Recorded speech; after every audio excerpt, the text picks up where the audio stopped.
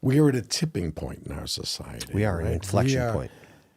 We're at a point where this country could turn into a socialist country where we could lose the rights that are God-given but enumerated. I like the way you put that in the Constitution. Articulated. Freedom of speech is at risk these days. You have to be careful what you say. Even though it's legal to say what you want, you're afraid to say it because you'll be deplatformed. What do you think about these major corporations like Facebook and Twitter that have set their own rules? Now, as I understand it, years ago when the internet was first established, the government— I believe Al Gore invented it. Right before Al Gore invented it, the government put in place certain laws that said they're going to be not held liable to what's on the internet because it's a free speech zone. It's like a bulletin board, but it is no longer a bulletin board.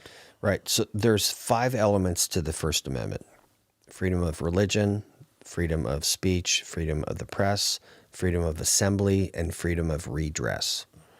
I would ask you, during these last couple of years, which one of those elements of the First Amendment has not been trounced? So freedom of religion, they locked our churches and synagogues. Right. Freedom of speech, that's what we're talking about. So they censored the ability to say something. Right, deplatforming or censoring these folks. The freedom of the press, they've limited the press's ability to print things that they saw as truthful, right?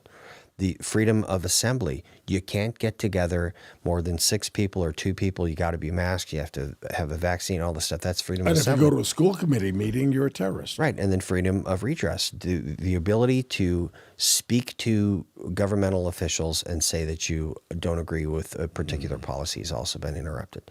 So that— every one of those freedoms. Every one of them. And that's the First Amendment. And I think it's fascinating. You know, in the military, you order things, the way you say things, the order is by precedence. So the first thing you say is the most important, then the second, then the third, then the fourth.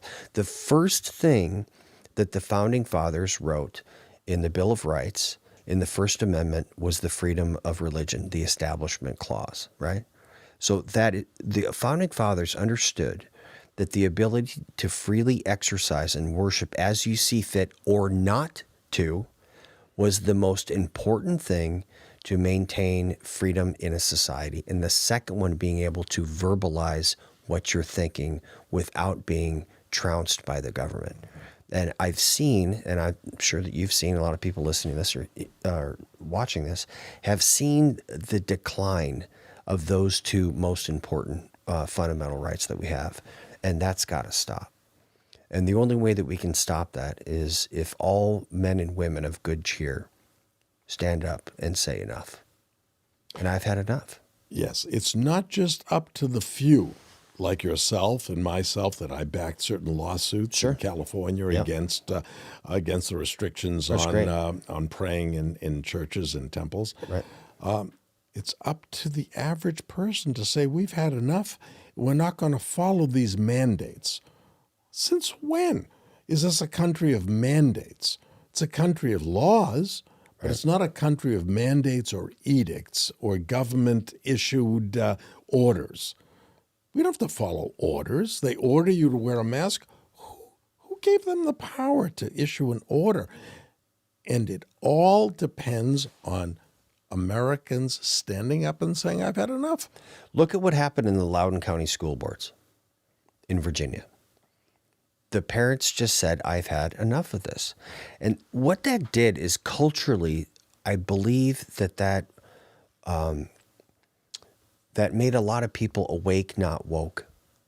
And they really understood that the culture is being dictated by the people that are running these schools. And it's a small minority of people. A lot of people don't understand this. They think that most people believe in this woke aspect. It's not. It's a small minority. And in every revolution, it's caused by a small number of people who are very vocal and capture the media and the ability to convince people. But it's a small minority of people. Most people don't believe that there are more sexes than 2. Well, I think that Americans are very courteous people. And we really don't want to offend other people. We truly want people to live the way they want to be able to live their lives. Well, that's a statement about conservatives.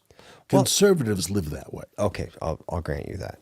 But not leftists. Leftists don't care. What I'm saying is this, is that we tend to allow people to say things, even if we disagree with them publicly, and we keep to ourselves.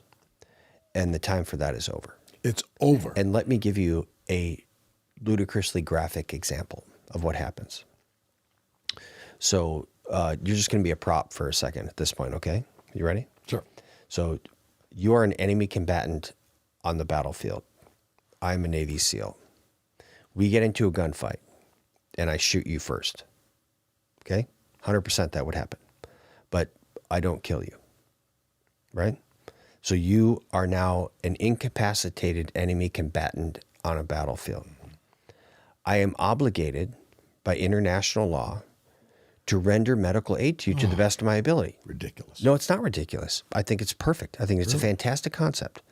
So I'm obligated to save my life. To save your life, right? Because you're an incapacitated enemy combatant on the battlefield who 30 seconds ago was just trying to kill me. I think that's a good concept, conceptually, right? But the House of Representatives just passed a law where you can abort a child up to birth for any reason, including sex selection. And in Virginia, they passed a law, if a human child survives an abortion attempt, you're not obligated to render medical aid to that child. You can step out. The former governor, famous radio interview, said you step outside with your doctor and have a respectful discussion whether or not you're going to render medical aid to that human baby. So if you think about this, you have the most innocent amongst us who survived the most traumatic thing you possibly can. You don't have to. You don't have to. Right. But you're an enemy combatant on the battlefild. Right. You're just trying to kill me, and I'm obligated by international law to render medical aid to you. That's how upside down things are. And how that becomes a discussion in the public square is by people of good conscience don't say things. They don't protest. We didn't go from abortion being illegal and then abortion being safe, rare, and it was legal, safe, and rare, whatever that term was, to you don't have to render medical aid to a human baby that survives an abortion attempt. That was a 40 or 50 year process. So every time we don't stand up and say enough, this is wrong, or enough, they get more ground. There's a saying in the SEAL teams, and it's the standard you allow in your presence is your standard. I don't tolerate racism in my presence. I don't tolerate sexism in my presence. I don't tolerate so many things in my presence because then it becomes your standard. Every human being should be treated with dignity. I may not agree with them politically. I may not agree with them socially. I may not agree with a lot of stuff, but they must be treated with dignity because every human being is a child of God. But there's disparity in the view you just stated, 100%. Which is, I believe, the view held by most conservatives. Sure. Versus the left, which don't have that point of view, which will not tolerate other people's point of view, right, and will cancel you. So how are we going to win the battle when the other side is not applying the same rules and ethics? How can we possibly win? That's my fear. My fear is that when we win the House in this upcoming election in 22, that we won't use our power to close departments of the government, for example, the Education Department, the Energy Department, which are rather new departments which have not lived up to their standards of what they were stated to stand for, or the Environmental Department. You know, we have just to be clear, the chances of shutting down the Department of Energy, Education, and the EPA are zero. Why?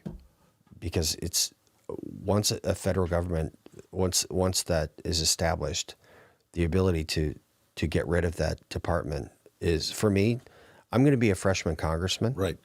So I will do everything I possibly can to make sure that we can rule justly and legislate. But I also understand that gravity's real. So I'm going to go to Congress and I'm going to represent the people of my district to the best of my ability and always take into account the fact that I'm running for a federal, or at that point be sitting in a federal office. I understand that. But, these departments were not started in the 1700s when we It started in the established 1970s, right? Under Okay, Jimmy in Carter. the 70s, Carter established the Department of Energy. And the goal of the Department of Energy was to make, as I understand, was to make America energy independent. Once the goal is achieved, you don't need the department. Let me give you an example. You have a house. When you have a plumbing problem, you call a plumber and he comes and fixes it. You don't hire a plumber full time. And when you have paint that has to be done, you don't hire a painter full time who hangs around your house. Now, this country did have environmental issues. And by and large, they were solved. They were legislated. And at that point, we should have done away with the Department of Environmental Protection. It achieved its objective. That's what you do in business. You hire people to fix a problem, but they're not hired forever. These departments have a life of their own. So what happens is the Department of the Environmental Protection Agency says, oh, okay, those problems were solved, but now we can measure 1 part per billion. So now we're going to tax those companies or attack that. That's what happens when you establish a department forever. It should never have been done. And I think the biggest problem was when George W. Bush was president. We controlled the House, the Senate, and the White House. We didn't do anything with that power. We should have. We should have shut down these departments that have done their job, or maybe reduce it 90%. But the problem with government is it never gets smaller. Private enterprise. I've run a company, a public company.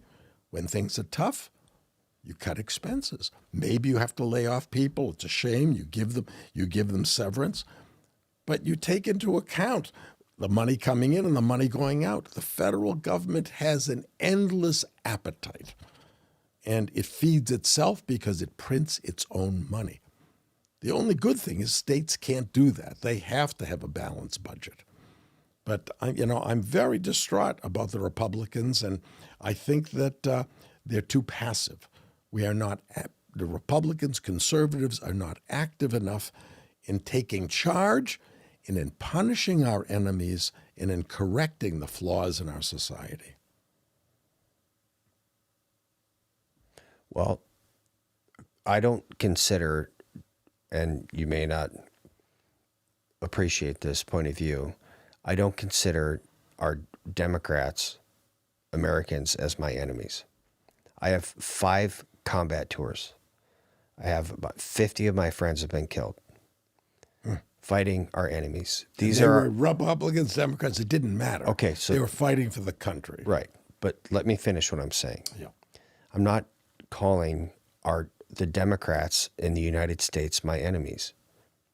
I'm not, because I've been to war.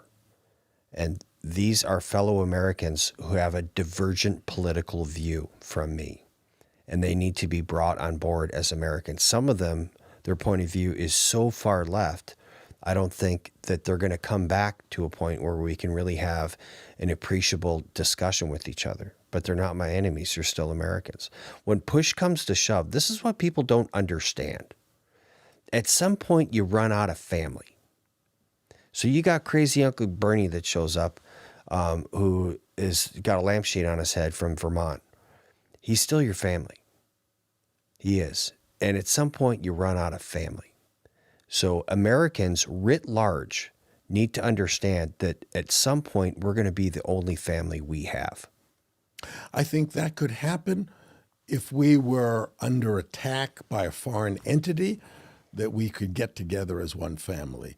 But right now... Which we did after September 11th. There's an incredible wave of unity. Right. Right. But right now, that is not the case. And right. I don't want that to be the case. There are such divergent views on what America should be, 2 divergent views, that I don't consider them family any longer. They are in favor of a view of America that I cannot support. And I don't think there's a middle ground. But I understand your point.